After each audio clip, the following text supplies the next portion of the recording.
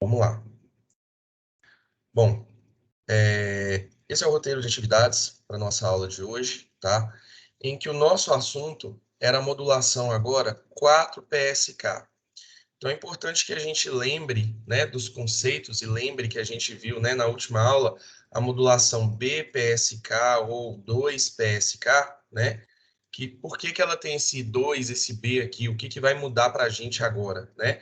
Esse B aqui é de binário, tá? E esse 4PSK, também chamado de QPSK, né? Aqui é associado a 4, que nós vamos ter, né? É uma modulação em fase, o P aqui vem de fase, em inglês, phase, né? E aí, aqui no BPSK, nós tínhamos duas fases, agora no QPSK nós vamos estar trabalhando com 4 fases diferentes, tá? A gente vai ver como é que é isso, por que a gente faz isso, o que a gente ganha, como é que funciona e assim por diante. Bom, quais são os assuntos a serem abordados nessa aula, né? A forma de onda do sinal modulado em 4PSK, como é que funciona o modulador, vamos citar aqui o 4PSK diferencial e vamos falar da recepção do 4PSK também. Dentro disso, né, é importante a gente lembrar de resolver os exercícios da aula anterior. Na aula anterior, né, tem os exercícios lá da modulação BPSK. E, em seguida, foi pedido aí que vocês fizessem a leitura e a compreensão da apostila, tá? E aí vocês tinham, né, que estudar os seguintes assuntos. Deveria estar claro aí para vocês, a gente vai repassar tudo para tirar as dúvidas, né? Como é que é a forma de onda do sinal 4PSK, como é que são os circuitos moduladores e demoduladores, e vamos falar da codificação diferencial de bit, né? 2 bits aí, esse de bit aí associado a 2 bits. Bom, deixa eu voltar lá no começo da apostila, página 59, tá? Algumas informações, né, que eu já tinha passado para vocês, né? Também chamado de QPSK, é uma modulação que vai ter 4 valores de fase, separadas de 90 graus entre elas. Alguém sabe me dizer o porquê dessa separação de 90 graus entre uma fase e outra?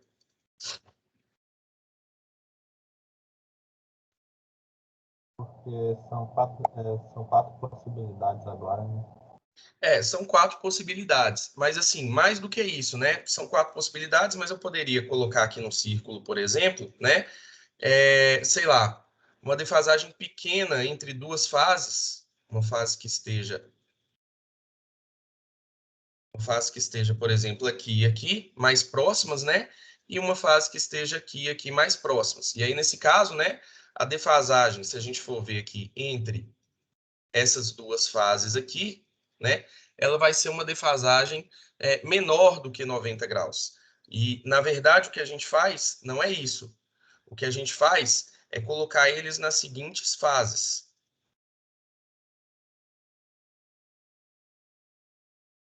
Uma aqui a 45 graus da nossa referência, a outra a 45 graus também, porém no lado negativo. Aí eu dou mais uma defasagem aqui de 90 graus agora para achar a outra fase, que vai estar aqui, e mais 90 graus para achar essa outra fase que está aqui. Elas ficam todas espaçadas de 90 graus. Por que a gente faz isso, então? Foi a pergunta que eu fiz. Para que a gente tenha a máxima distância possível entre todas essas fases, tá? Que essas fases sejam o mais distantes possível. Então, a gente pega, né, pegando carona no que o Renan falou, 360 graus, que é a circunferência completa, divide por 4 e a gente acha aí 90 graus. Então, a cada 90 graus eu coloco eu estabeleço uma fase aí do QPSK. Então, só repetindo, pessoal, por que essa defasagem de 90 graus é constante entre todas elas? Para que os símbolos fiquem, para que as fases fiquem o mais afastados possíveis um do outro, né? Aí ele fala que esses valores aí de fases, eles podem ser decompostos em um sinal chamado de sinal em fase, que a gente usa aí o I, tá? e um sinal em quadratura. Vocês vão encontrar essa nomenclatura também nos livros, né? nas referências de vocês, né? Designada aí com a letra Q. Nós vamos falar dessas componentes em fase em quadratura já já. Mas antes disso, características do QPSK, né? Aplicação em alguns tipos de modem, seguindo esses padrões que estão aqui.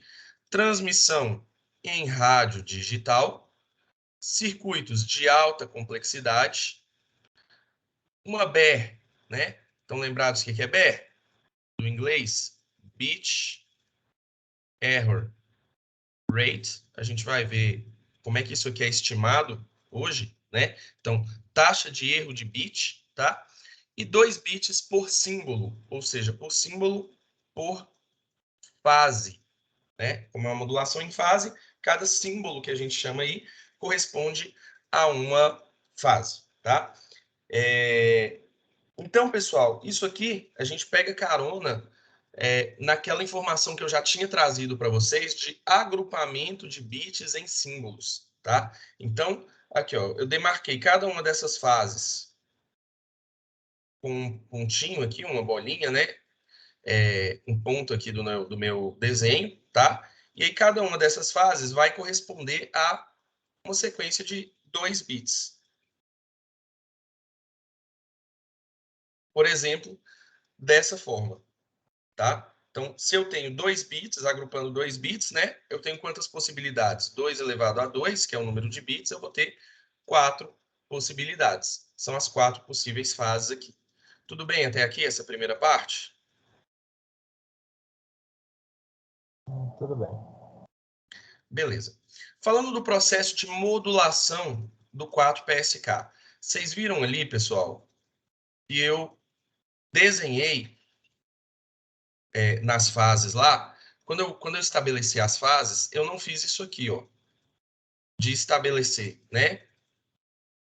Um símbolo aqui, né? Uma fase aqui sendo 0 graus, uma aqui sendo 90 graus, uma aqui sendo 180 graus e uma aqui sendo 270 graus. Porque se eu tivesse feito isso, eu estaria ainda cumprindo aquele requisito que eu mostrei para vocês, das fases terem uma diferença de 90 graus de uma para outra. Mas por que que a gente não faz dessa forma? Por que que a gente usa aquele ângulo de 45, um ângulo de 135, né? O outro de 225 e o outro de 315? Porque o modulador do sinal PSK ele ficaria mais complexo em termos de circuito, tá? Então, maior complexidade do circuito. Para eu gerar essas 4 fases, né? Gerar essas 4 portadoras defasadas desse jeito aqui, fica mais complexo. Por quê? Porque da outra forma, é uma alternativa que a gente tem, né? Ao invés da gente gerar essas 4 fases e defasar, nós vamos gerar 2 sinais BPSK. Então, 2 sinais binários. Uma, né, correspondente a componente em fase e uma correspondente a componente em quadratura, tá? E aí, o que vai acontecer, né? Qual que é a diferença da componente em fase da componente em quadratura? A componente em fase, ela vai modular um seno e a componente em quadratura, ela vai modular um cosseno. Então, eu vou ter uma defasagem dessas componentes de 90 graus. Então, só para a gente lembrar, né? Só para a gente lembrar lá, que como é que era o modulador BPSK? Por meio de um bit, 0 ou 1, né? Eu mandava ou a própria portadora ou a portadora negativa. Ou a portadora negativa, tá? Que vai acontecer? Eu vou ter isso aqui para componente em fase. Então, vou mandar ou seno ou menos seno. E vou ter isso aqui também para componente em quadratura. Vou ter um cosseno ou menos cosseno, tá? E aí nós vamos ter as 4 possibilidades, né? Seno positivo com cosseno positivo, seno positivo com cosseno negativo, seno negativo com cosseno positivo, ou os dois negativos, o seno e o cosseno negativo. Se a gente for colocar isso aqui num gráfico, né? em que a gente vai identificar, né, o eixo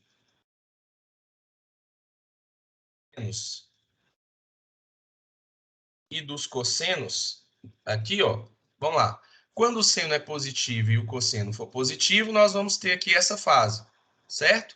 Lembrando que eles têm a mesma amplitude. Então, por exemplo, 1 volt, tá? De valor de pico aí. Seno positivo, cosseno negativo, eu venho parar aqui. Cosseno positivo e seno negativo, eu venho parar nesse ponto aqui. E os dois negativos, cosseno e seno, eu venho parar nesse ponto. O que vai acontecer? Esse ponto aqui está a 45 graus, esse aqui está a 135, esse aqui está a 225 e esse aqui está a 315. Então, pessoal, por que a gente coloca esses ângulos, essas fases para modulação 4PSK e não 0, 90, 180 e 270? Porque a gente usa dois moduladores BPSK, que são moduladores mais simples, né? Nós só geramos a onda portadora, multiplica por mais um para gerar positivo ou menos um para gerar negativo. E aí, para gerar a componente em quadratura, a gente pega essa mesma portadora que foi gerada, a gente só gera um sinal, defasa de 90 graus, porque aí o meu seno vira um cosseno, tá? E aí modula ela com outro bit, são 2 bits, né? E aí o outro bit vai gerar o cosseno positivo ou o cosseno negativo. Ficou clara a ideia? Deu para entender isso aqui? Bom, gente, então isso está sendo mostrado aqui no gráfico, tá? Nesses desenhos aqui que a gente tem, tá? Então aqui, o que a gente chama de constelação 4PSK, a constelação é esse desenho com esses pontinhos que a gente fez aqui, tá? Que mostra aí, né, em função da componente em fase e a componente em quadratura, que tá o eixo horizontal e o eixo vertical, tá? E aí ele está mostrando aí as 4 possíveis fases que a gente tem, e aqui o sinal 4PSK. Ó, reparem que quando eu tenho bit 1 e 1, eu tenho uma determinada fase. Quando eu troquei para bit 0 e 1, eu mudei para outra fase, 1 e 0, outra fase, 0 e 0, outra fase inicial da nossa portadora. E reparem, né, que essa fase não é nem 0, nem 90, nem 180, nem 270. As fases são 45, 135, 215, aqueles números que nós vimos lá. 225, perdão, 315. Aí, pessoal, aqui o esquema do modulador. Então, ó, vem os bits de dados aqui. Um eu pego para ser o bit em fase e o outro eu pego para ser o bit em quadratura. Aqui eu estou gerando o meu sinal senoidal. Vou pegar esse sinal senoidal e multiplicar pela componente em fase, que pode ser mais um ou menos um, né? Mais seno ou menos seno, cada um correspondendo a um bit. E a componente em quadratura, que também pode ser mais um ou menos um, eu vou multiplicar por esse seno defasado de 90 graus. Então, aqui eu tenho um circuitinho defasador, né? E aí eu faço essa defasagem de 90 graus. Na saída dele, então, nós temos o cosseno. E aí eu pego ou mais cosseno ou menos cosseno. E aí eu somo. Então, no fim das contas, o sinal 4PSK ele é obtido por meio da soma de 2 PSK. Beleza? Ah, tá. Então, na primeira parte multiplica e depois soma, né? Como é que é, Renan? Perdão? Na primeira parte multiplica e depois soma, né? Isso, multiplica, né, cada um dos bits por um pelo seno, o outro pelo cosseno, e depois soma os resultados. Aí o que a gente vai ter para o sinal modulado vai ser alguma coisa assim, ó, né? Mais ou menos valor de pico que multiplica, né? Um seno mais ou menos o mesmo valor de pico que multiplica um cosseno, na mesma frequência, tá? Iguaizinhos aqui. Aí, os possíveis símbolos, né? Vou chamar aqui de SI.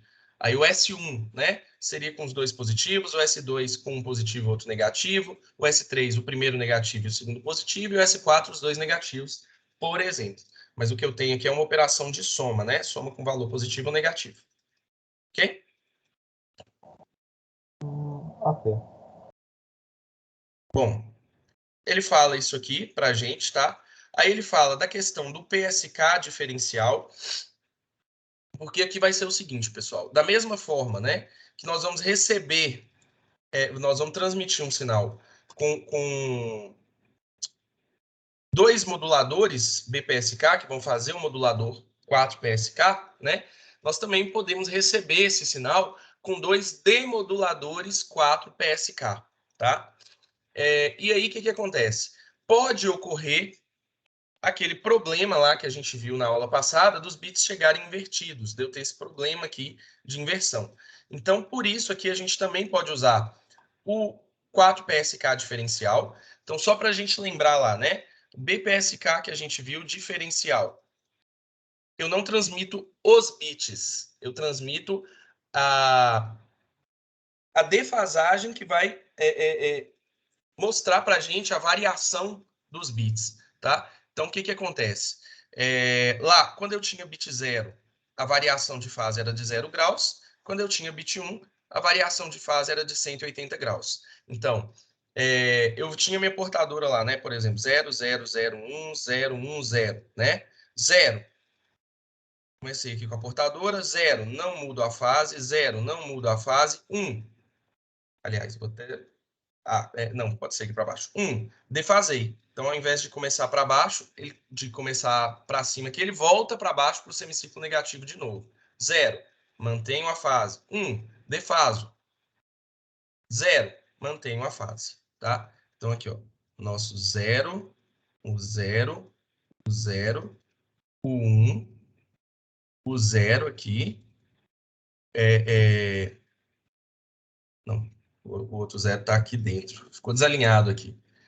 Esse outro 0 está aqui, esse 1 é essa inversão de fase aqui, e o 0 quando eu mantive a fase aqui no final. Aqui, qual que é a diferença do 4PSK? Eu vou ter 4 possíveis defasagens. Então, para as 4 possibilidades de 2 bits que eu tenho, eu vou ter uma diferença de fase, uma defasagem diferente, tá? Então, o que vai acontecer aqui, né? 0, 0 e 0, uma determinada fase aqui, eu vou lá e mantenho a mesma fase. 1 e 0, defasagem de 90 graus. Cheguei aqui, defasei 90, né? Depois, 0 e 1, defasagem de 270. Então, cheguei aqui, defasei para 270, tá? E 1 e 1, defasagem de 180. A partir da fase inicial, eu fui lá e defasei de 180 graus, tá? Lembrando, né? Como é que a gente faz isso lá no BPSK?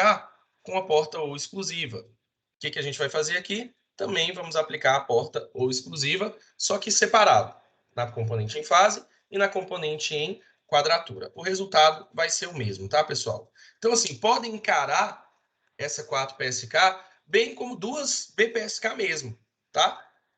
Só que aí eu tenho, né, tudo que eu faço lá no BPSK, eu faço aqui também, só que eu faço na componente em fase e na componente em quadratura, e soma as duas. Ok? Entendi. Vamos lá, então. Bom, aqui ele cita, né, e fala de algumas características aqui do NPSK, né? O 8PSK, ele tem algumas aplicações, algumas características, o 16PSK também. Olha aquilo que eu falei com vocês lá, né? O 8PSK, taxa de erro de bit maior do que o 4. O 16PSK, taxa de erro de bit maior do que o 8. Conforme eu vou aumentando o número de símbolos que eu tenho, ou o número de bits que eu vou agrupando, né? Falei lá com vocês, eu posso também agrupar de 3 em 3, de 4 em 4, né? A gente vai aumentando a taxa de erro de bit, tá? Mas a gente vai reduzindo a banda ocupada. Então, olha só, enquanto no 8PSK a banda é 1/3 da frequência, no 16PSK é 1/4. Quem que é maior, né? 1/3 ou 1/4? 1/3 é 0,33. 1/4 é 0,25. 1/3 é maior. Então, a 8PSK ocupa mais banda do que a 16.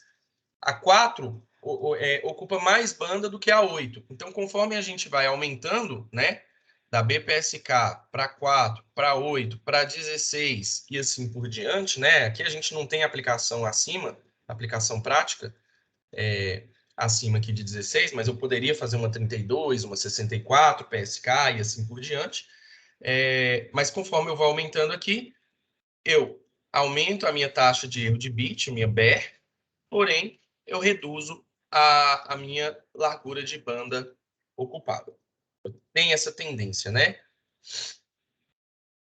Na verdade, eu até comentei com vocês, né? Ah, e se eu quiser desfazer esse aumento aqui de taxa de erro de bit? Eu aumento a potência. Se eu aumentar a potência, eu consigo jogar essa taxa de erro de bit lá embaixo, porém eu gasto, né, com energia aqui para aumentar essa potência. E aí ele mostra, né, o espaçamento e associação dos bits nesses moduladores 8 e 16 PSK, aqui para cada uma em uma determinada fase, tá? E aí reparem, pessoal, que aqui, ó, nós também temos componente em fase, ó, o seno, e componente em quadratura aqui, ó, o seno e o cosseno aparecendo, tá? Só que agora eles não vão ter mais o mesmo valor de pico. Então reparem que o cosseno dessa fase aqui, ele é menor do que o cosseno dessa fase, porém o seno é maior, tá? Então nós vamos ter esse desbalanceamento. Para o 16 PSK, a mesma coisa, tá? Eu vou ter aí componentes em fase e componentes em quadratura, certo?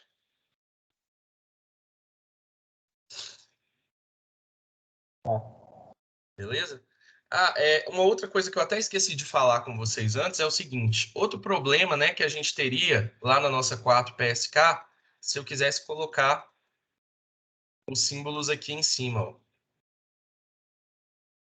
Vejam bem. Ah, você não falou que é componente em fase e quadratura, então é só gerar um seno e um cosseno? Só que aqui eu teria, ó, 3 possíveis valores de cosseno e 3 possíveis valores de seno.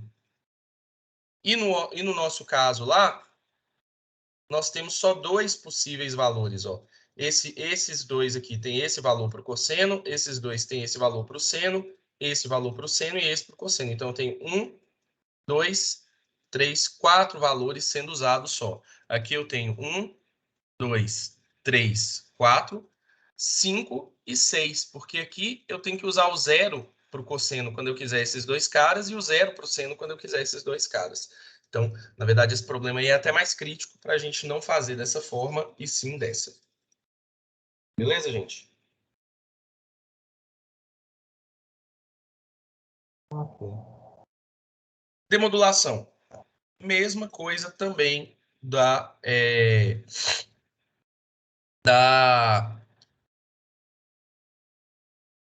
BPSK, porém com 2 demoduladores, tá? Deixa eu pegar aqui uma... Não, vamos do simples, depois a gente... Então, reparem, né? O que a gente precisava lá no QPSK? Recuperar a portadora. Nós podíamos fazer isso lá com loop quadrático ou com um loop de costas, que era até mais simples, né? Então, a partir do sinal PSK aqui, eu recupero essa portadora, recupero esse seno. Aí eu vou usar esse seno para demodular a componente em fase, no canal em fase, e vou defasar ele de 90 graus para gerar o cosseno para componente em quadratura. Por quê? Quando a gente modulou, né, uma dessas componentes lá, a gente usou o cosseno. Então, para demodular, nós também vamos precisar de um cosseno, tá? E aí, mesmo processo, multiplica pelo seno, passa por um filtro, passa baixas, e aí decide se é bit 1 ou bit 0, a partir, né, se for positivo ou negativo. Então, nós vimos isso lá na BPSK, né? Quando a gente modulava lá, eu tinha o positivo, fase 0, ou negativo, fase 180. Aqui eu vou ter positivo ou negativo, só que na componente em fase, né? Aqui o positivo e aqui o negativo. E para a componente em quadratura, aqui o positivo e aqui o negativo. Então eu faço, né, a demodulação de cada um dos 2 bits que eu agrupei separado. Uma da componente em fase, a outra da componente em quadratura. E aqui eu vou ter, então, os meus dados demodulados. Beleza? Beleza.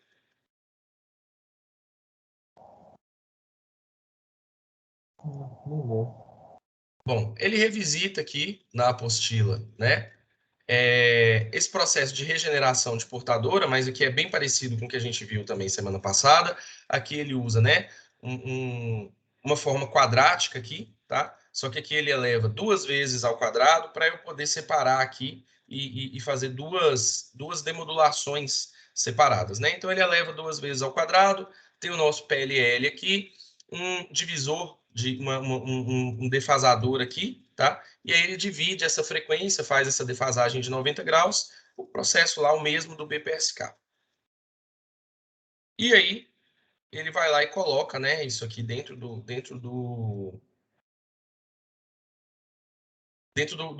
esquema geral do demodulador, tá? Então, aqui, o esquema de recuperação da portadora e aqui a nossa filtragem, né, para pegar a componente DC e a nossa decisão. Nosso bloquinho aí com comparador que vai decidir se é positivo ou negativo, bit 1 ou bit 0, cada um dos 2 bits, em fase e em quadratura. E aí, gente? Bem? Beleza. Bom, vamos para a simulação, então. Foi pedido que vocês fizessem um download aqui um pouquinho diferente, né? Desse simuladorzinho aqui, tá? Aí tem um passo a passo aqui para fazer isso. Quando vocês abrir um monte de janela aí, mas basicamente o que importa para a gente é o simulador que a gente tem aqui, tá? Então, vejam bem. O que a gente tem aqui? Ó, eu estou pegando aqui os meus bits, tá? Inicial, gerando aqui. Aqui a gente consegue ver aquela constelação, os 4 pontinhos aí, ó, nas fases 45, 135, 225, 315, tudo certinho. E aqui eu tenho um IK splitter, um divisor de componentes I e Q, em fase e em quadratura, tá? Então, dividi aqui esses bits, dei um ganho aqui, aí aqui eu tenho um sinal quadrado, bonitinho, né, dos bits aqui, mais e menos, positivo e negativo, né? E aí, um eu multiplico por um cosseno e o outro eu multiplico por um seno. Feito isso, eu faço a soma deles. Reparem que aqui ele colocou um negativo do lado de cá, é só para poder organizar aonde que eu vou querer ali, qual bit que vai corresponder ao mais e mais, ou mais e menos, ou menos e mais, ou menos e menos, tá? Só para poder organizar, mas não faz diferença nenhuma, né? É uma soma com um valor negativo, não deixa de ser uma soma. Vai inverter a ordem do negócio aqui. Transmitindo no canal, venho aqui e gero um ruído, faço a soma, né, do ruído com o meu sinal modulado, ruído é aditivo.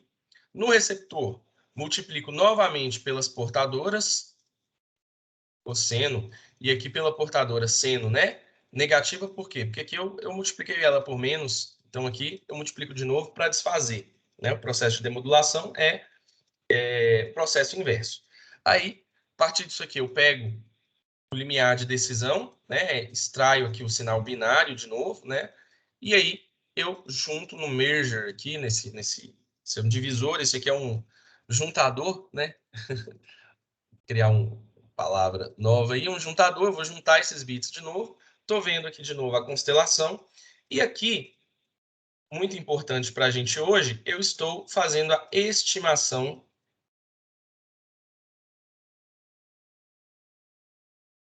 da BER. Só para a gente comentar um pouquinho sobre essa estimação da BER, como é que isso é feito, o que é isso aqui. A BER, pessoal, como eu falei com vocês, ela é, né, Bit Error Rate, ou taxa de erro de bit. É a métrica que a gente usa para avaliar desempenho em sistemas de comunicação digital, tá? Como é que eu sei se o sistema está com desempenho bom ou ruim? Depende da taxa de erro de bit. Se a taxa de erro de bit estiver alta, eu estou errando muito, o desempenho está ruim. Se a taxa de erro de bit estiver baixa, eu estou errando pouco e o desempenho é bom. Na teoria, a gente tem, né, fórmulas de calcular isso aqui, aproximando aí da probabilidade, né? Eu lembro que acho que para BPSK é meio da função erro complementar da relação sinal-ruído, considerando aqui a energia de bit e a densidade do ruído. Negócio assim. Essa função aqui é uma função específica que corresponde aí a uma integral que não é resolvida. Enfim, um processo matemático, tal, mas não é nosso foco entrar em detalhe, estou só mostrando para vocês que isso é feito. Mas mais do que esse cálculo que a gente pode fazer um negócio que a simulação está fazendo, que é bem mais simples, que é a estimativa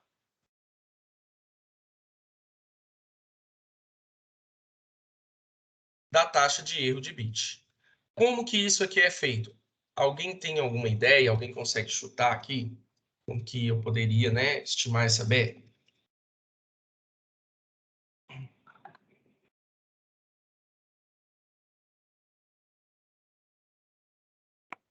Basicamente, pessoal, da teoria da probabilidade, da estatística, né, fazendo uma contagem.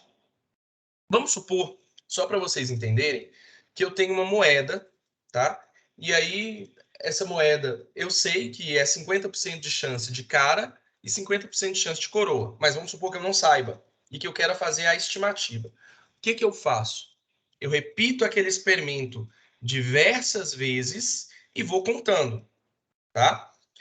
Diversas vezes por quê? Porque se eu jogar a moeda 2 vezes só, pode ser que dê 2 caras. Eu vou falar, a chance de cara é 100%. Não é, isso não é verdade, né?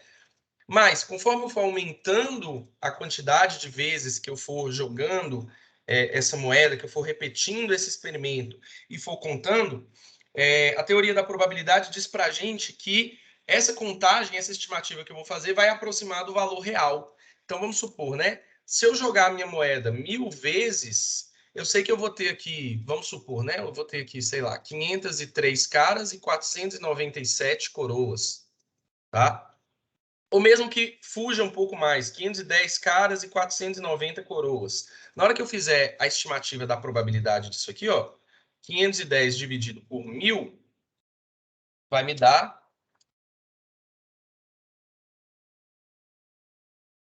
0,51. Nem precisava de calculadora. 0,51, que é 51%. Repare que eu aproximei aqui dos 50%. Se eu jogar mais vezes, 10.000 vezes, isso aqui vai tender cada vez mais aos 50%. Se eu jogar 1 milhão de vezes, vai estar bem próximo de 50% de caras e 50% de coroa. Então, assim, é uma coisa que dá até para a gente fazer, tá? Não tem muito tempo aqui, mas tem uns softwarezinhos na internet, até mesmo MATLAB, algumas coisas aí, até online, né, que dá para a gente programar uma coisinha, fazer alguma coisa, programar lá, por exemplo, a geração de número aleatório, tá? Entre 1 e 2, sendo que 1 é cara e 2 é coroa. Se a gente mandar ele gerar isso aí, sei lá, 1000 vezes, vocês vão ver que vai ficar bem próximo de 50% de cara e 50% de coroa. 10.000 vezes, vai aproximar mais ainda se a gente for contando. Então, a estimativa da BER não é diferente, tá? Se eu estou querendo estimar a taxa de erro de bit, eu vou simular o meu sistema várias vezes, tá? Um número grande de vezes. E vou vir aqui, contar os erros e calcular. A minha BER, minha taxa de erro de bit, é o número de erros dividido pelo total de bits. Então, vamos supor que eu transmiti, né, simulei meu sistema lá 1000 vezes. Simulei meu sistema lá 1000 vezes, transmiti 1000 bits, né? Dentro desses 1000 bits que eu transmiti, vamos supor que eu achei 3 erros. Sistema, né? Bom, 3 em 1000 vai dar 0,003, que é 0,3%. Ou 0,03%.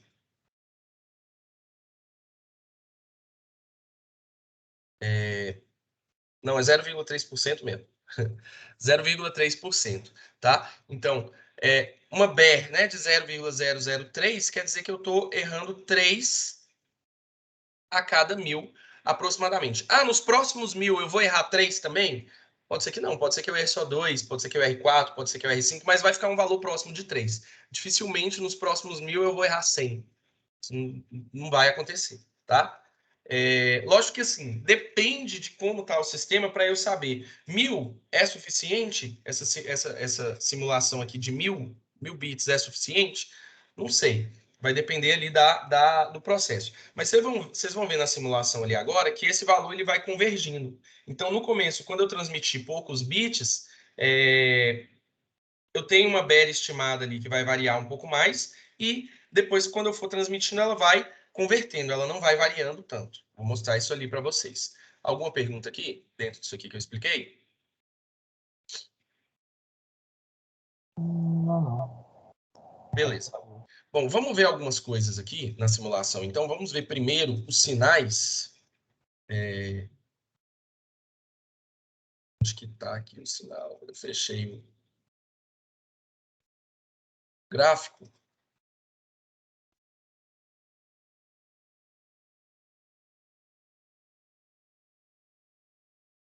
Não sei se é aqui. É aqui, ó. Isso. Ó,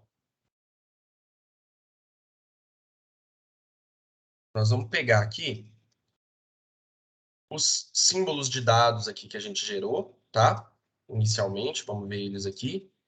Deixa eu reduzir isso aqui e vou mandar rodar.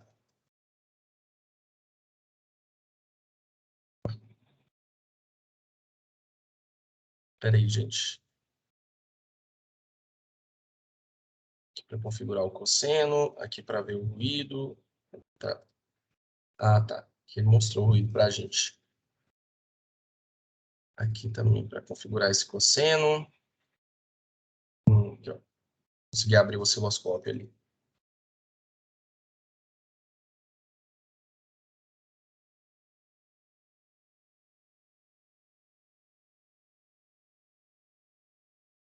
Tá, ali, só que eu quero ver o sinal modulado.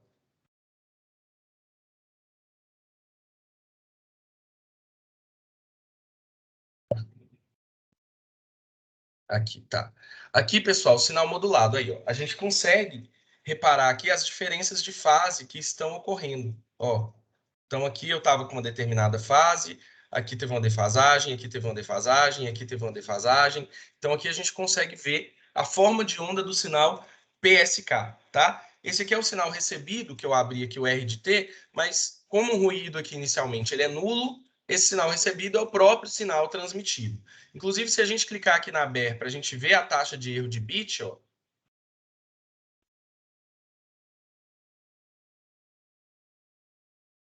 a taxa de erro de bit está dando zero. Por quê? Porque o próprio sinal transmitido é o sinal recebido. Então, não tem nenhuma variação aí por conta desse ruído, tá? Agora, o que eu vou fazer? Eu vou vir aqui e vou ligar o meu ruído. O que a gente vai começar a ver aí, pessoal? Nós vamos começar a ver... Vou ligar ele primeiro com potência mais baixinha. Cair, né? Tá fora de escala aqui. Vou aumentar essa escala. Ó, vejam bem. Estou trabalhando aí com uma potência de ruído proporcional aqui a 10 nanovolts ao quadrado por hertz, para cada hertz ali de frequência, tá? E reparem que aqui fica bem difícil, né, da gente conseguir ver essas defasagens, ver essas diferenças de fase no sinal modulado, corrompido pelo ruído. Mas mesmo assim, ó, esse processo de demodulação aqui, ele funciona, e a gente pode ver aqui que a taxa de erro de bit, ela está dando zero. Ó, 66 bits transmitidos. Deixa eu aumentar a velocidade aqui, F3, aumentar bem a velocidade aqui, ó, da minha simulação, já transmiti aí, ó, 2.000 e tantos bits e não ocorreu nenhum erro ainda, tá? Aí, vamos lá. Deixa eu dar um pause aqui, dar um restart para a gente começar. Opa, ó, restartou tudo. Tirar aqui, voltar aqui, pegar essa BR de novo.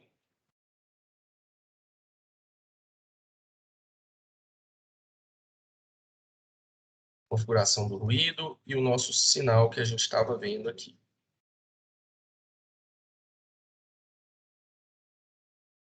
Beleza. Bom, ligar o ruído de novo. Aumentar a minha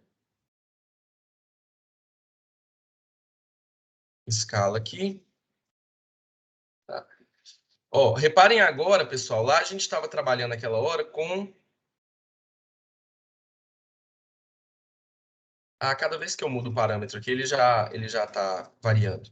Lá eu tinha colocado mais ou menos 10 nanovolts por hertz, e aí zero erros. Aí reparem que conforme eu for aumentando a potência do ruído, quando eu estou aumentando a potência do ruído, o que, que eu estou fazendo, né? Eu estou reduzindo a relação sinal-ruído, que é a potência do sinal por potência do ruído. Então, se eu aumento aqui embaixo, eu estou reduzindo a grandeza, a relação sinal-ruído como um todo, né? Então, conforme eu for aumentando isso aqui, estou reduzindo a relação sinal-ruído, começaram a ocorrer alguns erros, ó, tá vendo? E aí, reparem, né? Ó, ele vai contando o erro, vai cada vez aumentando aqui o total de bit, e aqui a taxa de erro de bit é essa divisão do número de erros pelo total de erros.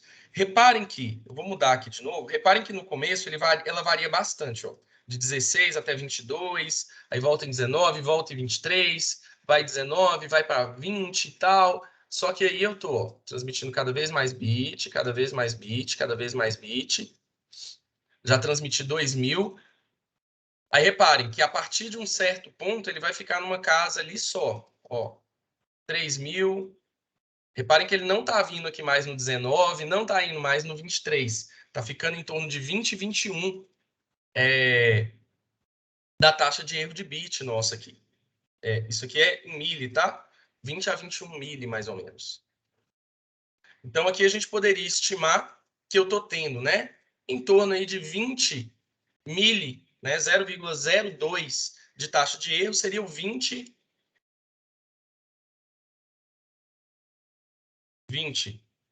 milli, né? 20 vezes 10 a menos 3, que é 20 sobre 1000. Então, eu estou errando, em média, 20 bits a cada 1000 que eu transmito. Agora, ali, ó, depois que a gente deixou rodando mais tempo, ele vai variando cada vez menos essa taxa de erro. Quanto mais vezes a gente realiza o experimento, né, mais próximo do valor estimado, o valor real, né, esse valor estimado é. E na prática, né, é isso que é feito. Antes da gente colocar um sistema para funcionar, a gente vai simular ele, tá? Então a gente vai testar isso aí, tá? Porque aqui no ambiente real não tem como eu saber quais bits que foram transmitidos para saber se teve ou não erro. Mas aqui no ambiente controlado de uma simulação, eu sei quais estão sendo gerados na minha simulação, sei quais estão sendo recebidos, e aí eu consigo fazer essa comparação de ver o que está errado e o que não está errado. Bom, conseguiram aqui também, pessoal, perceber, né, que essa taxa de erro de bit aqui, ela está associada com a potência do ruído? Vou aumentar isso aqui mais ainda, vou aumentar lá para 42. Ó, agora eu estou com a taxa de erro de bit aí, ó, em torno de 50 milli, né? 50 sim, vamos ver, está variando bastante ainda. Já foi ali para casa dos 60 e poucos, né? Em torno ali de 64 milha, ou seja, 64 bits errados a cada 1000 em média. 61, 62, 63. A gente deixar isso aqui rodando, né? Ele vai convergir para um determinado valor.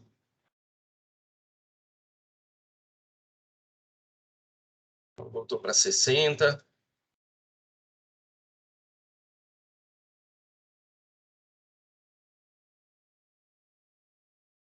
Estamos em 60 agora, vai acabar que vai convergir para 60 mesmo, mais ou menos, pelo que eu estou vendo aqui. Tá? Então, na verdade, 60 erros a cada 1000, 60 milha aqui, ó. Lembrando desse milho. Aumentar mais, botar isso aqui lá em cima.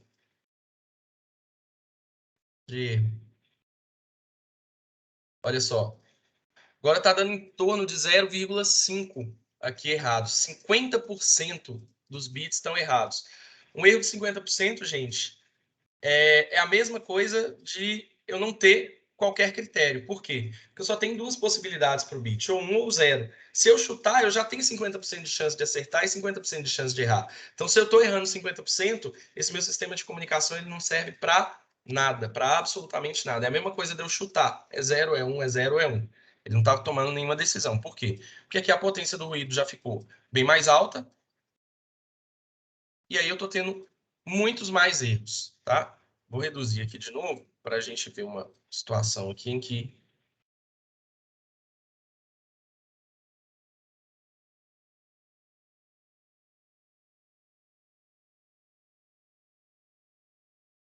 eu tenha... Deixa eu mandar ele... Vou colocar aqui de novo. Eu fiz alguma coisa aqui que ele não tá... Ah, não, aqui tá bem alto ainda.